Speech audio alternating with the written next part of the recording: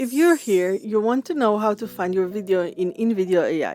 Let's start. After you create a video, it will be added to your history. On the creation page, you can find it at the bottom left. Click on it to see all of the videos you've recently made. You can also click on the menu button at the top left to see your latest video, or go to the home page for more options. There you can see your video history and the last exported video, which you can download or delete. Every time you export a video, it creates a new version. If you just want to download the video, you don't need to export it again. Just click on the video and download it. You can also see all your recent videos. You can still add it. When you click on Show More, on the right side you see everything you've made. To delete a video, click on the three dots at the end of the video's line and select Delete. In InVideo AI version 2.0, you can change the name of the project. First, open the project you want to rename. Then click on the title at the top of the page, change it. Afterwards, click on the icon to save it. You can also rename different versions of the same video. This helps you keep track of the version you prefer. To rename a version, click on Versions at the bottom left to open the left panel. Find the version you want to rename. Click on the three dots and choose